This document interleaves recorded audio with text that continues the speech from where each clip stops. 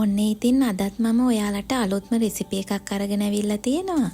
රසම රස ටූනා ටෙම්පරාදුවක් හදාගන්න විදිය තමයි මම අද ඔයාලට කියලා දෙන්නේ. පොඩි ටූනා ටින් එකකින් තමයි මේ ටෙම්පරාදුව හදාගන්නේ.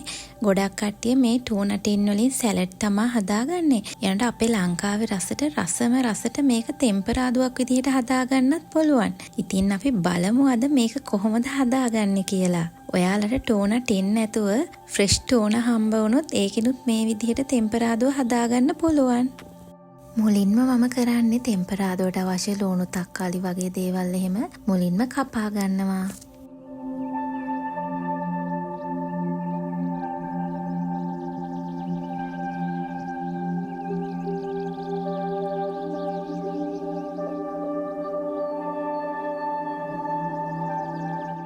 සුදු ලුණු ටිකුත් මම පොත්තත් එක්කම තලා ගන්නවා. මොකද පොත්තත් එක්ක තැලුවාම ගොඩාක් මේක සුවඳයි රසයි දෙකම තියෙනවා. ඒ හින්දා ඔයාලත් පොත්ත පිටින්ම තලා ගන්න. ඒකට මම එනසල්ලට දෙක තුනකුත් දාලම තමයි තලාගන්නේ.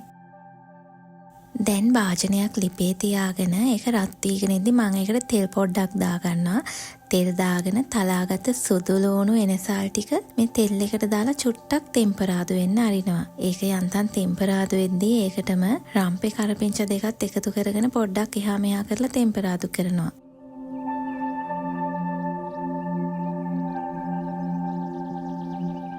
මේ ළඟට කපාගත්ත රතු ලුණු ටිකත් එකතු කරගන්නවා. ඒ ටිකත් එකතු කරලා සුදු ලුණුත් එක්කම හොඳට ටෙම්පරාදු වෙන්න අරිනවා. ඔයාලට බී ලුණුත් එකතු කරගන්න පුළුවන් රතු ලුණු වෙනුවට. රතු ලුණු දැම්මහම ගොඩක් රසයි. මම ඉතින් රතු ලුණු තමයි මේකට එකතු කරගත්තේ.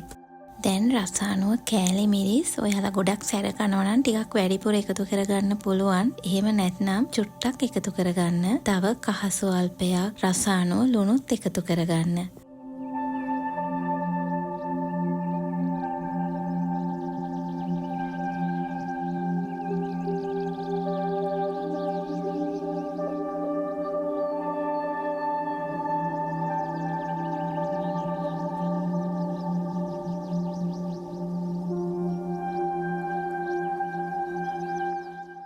ඊළඟට මේ ටෙම්පරාදුවට මම ටූනා ටික එකතු කරලා පොඩ්ඩක් හැන්දෙන් මේ වගේ කඩලා මේ ලුණුත් එක්ක හොඳට කලවම් කරලා ටෙම්පරාදු කරගන්නවා.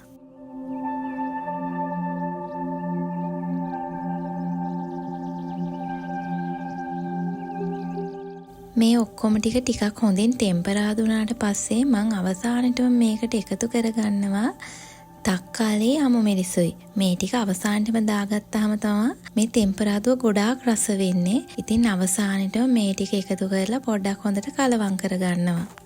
මේ ටික වැඩි වෙලාවක් ලිපේ තියාගන්න එපා. මේ ටික දාලා විනාඩියක් විතර පොඩ්ඩක් කලවම් කරලා ලිප නිවා ගන්න ඕනේ.